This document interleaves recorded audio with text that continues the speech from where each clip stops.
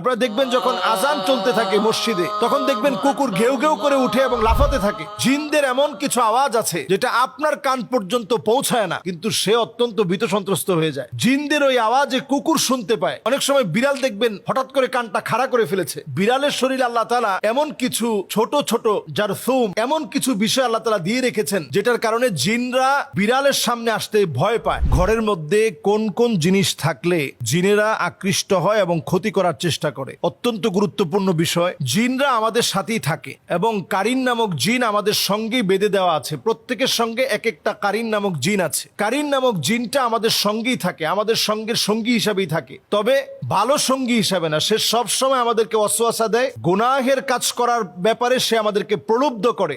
এবার আসুন, ঘরের মধ্যে কোন কোন জায়গায় কোন কোন বিষয়ের কারণে জিন আসে। যেমন ধরুন, আমাদের ঘরের মধ্যে আমরা অনেক সময় জুনজুনি রাখি এবং পর্দাগুলোর ভিতরে এখন স্টাইলিস্ট যে পর্দাগুলো রয়েছে, ওই পর্দাগুলোর ভিতরে আপনি দেখবেন যে জুনজুনি বাজতে থাকে। এগুলো আমরা এখন প্রত্যেকের ঘরে এখন ফ্যাশনেবল এই পর্দাগুলো ব্যবহার করি এবং সেখানে জুনজুনি বাজতে থাকে। নবী সাল্লাল্লাহু আলাইহি সাল্লাম আমাদেরকে সতর্ক করেছেন, লা তাদখুলুল মালাইকা বাইতুন ফিহি জুলজুল। এই যে জুনজুনি অথবা নূপুরের যে আওয়াজ, ছোট ছোট বাচ্চারা নূপুর পরে, পায়ের মধ্যে নূপুরের ঝুনঝুন ঝুনঝুন করে আওয়াজ হয়, এটার কারণে জিনের আকৃষ্ট হয়। আপনি চিন্তাও করতে পারবেন না, খুবই সিম্পল সাধারণ বিষয়, কিন্তু জিনেরা এতে করে আকৃষ্ট হয়, রহমতের ফেরেশতারা চলে যায়। এরপরে আপনার ঘরে অনেক সময় আমরা দেখা যায় ছোট ছোট বাচ্চাদেরকে পেশাব করিয়ে একটা কমোডের মধ্যে পেশাবটা জমিয়ে রাখি, অথবা হাই কমোডে পেশাব করে ফ্লাশ করি না।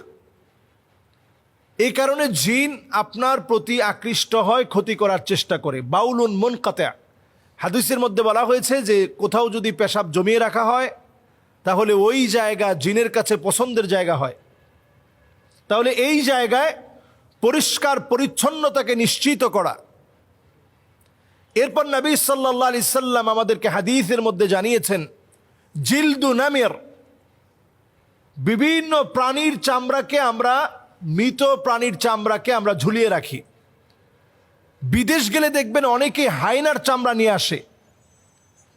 এটা আপনি খুব স্বাভাবিকভাবে নিচ্ছেন অথবা মনে করছেন এই হায়নার চামড়া দিয়ে কালো জাদু করা হয়, অথচ এই চামড়া, বাঘের চামড়া, হরিণের চামড়া, বিভিন্ন চামড়া আমরা ক্যালিগ্রাফি হিসেবে অথবা একটা ওয়ালমেট হিসেবে আমরা আমাদের ঘরের মধ্যে সাজিয়ে রাখি।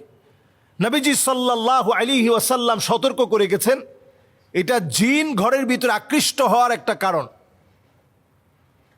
নবী আলাইহিস সালাতু ওয়াস সালাম এরপর আমাদেরকে সজাগ সচেতন করলেন, জিন ঘরের ভিতরে আকৃষ্ট হওয়ার আরেকটা কারণ কাতিউ রাহিম, আত্মীয়তার সম্পর্ক যে ঘরের মধ্যে থাকে না। সন্তান হয়ে মাকে দেখতে পারে না, সন্তান হয়ে বাপকে দেখতে পারে না, সন্তান হয়ে আত্মীয় স্বজনের খবর তো নেয় না, নিজের ভাইয়ের খবর নেয় না। এইরকম ব্যক্তিদের ঘরে দুষ্ট জিনেরা আসে।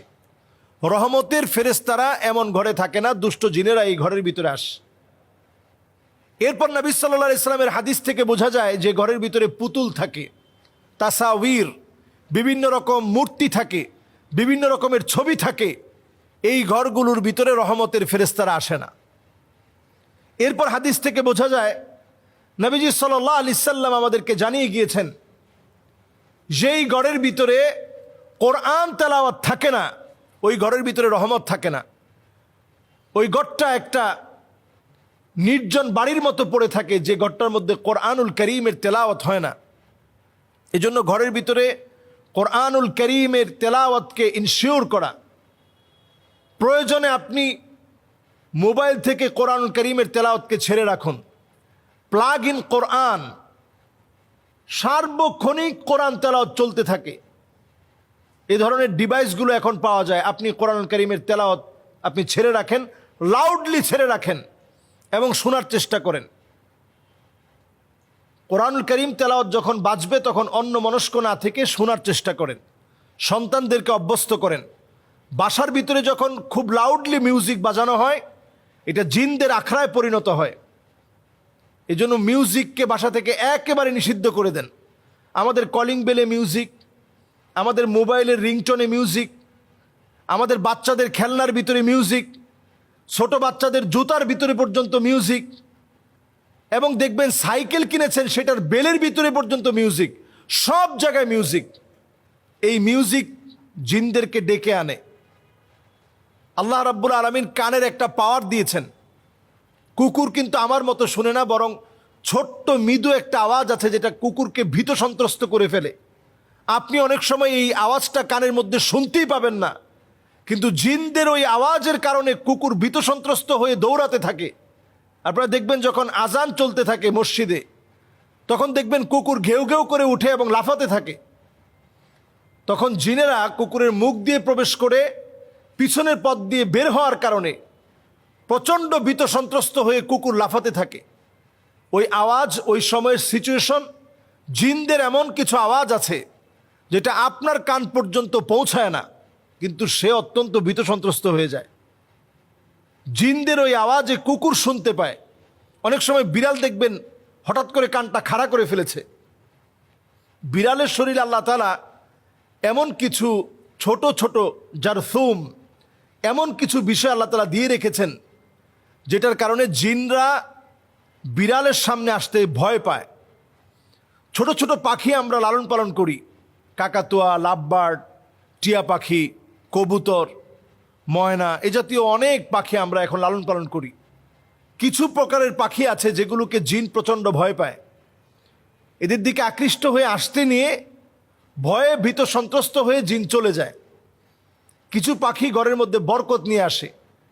এজন্য পাখিগুলোকে যদি আমরা লালন পালন করতে চাই, তাদের হক ঠিক রেখে, খাবার দাবার ঠিক রেখে লালন পালন করতে হবে। ঘরগুলোকে প্রতিনিয়ত কোরআনুল কারীমের তেলাওয়াত ছেড়ে দিয়ে বরকতে পূর্ণ করতে হবে। কুকুর থাকলে ঘর থেকে বের করে দিতে হবে। যদি ঘরের ভিতরে বড় বড় পুতুল থাকে, এগুলোকে সরিয়ে ফেলতে হবে। আত্মীয়তার সম্পর্ক না থাকলে বৃদ্ধি করা লাগবে। যত রকমের মিউজিক, জুনজুনি সহ যা আছে, এগুলো ঘর থেকে সরাতে হবে। আল্লাহ রাব্বুল আলামিন আমাদেরকে বোঝার তৌফিক দান করুক। আসসালামু আলাইকুম ওয়া রাহমাতুল্লাহি ওয়া বারাকাতুহু।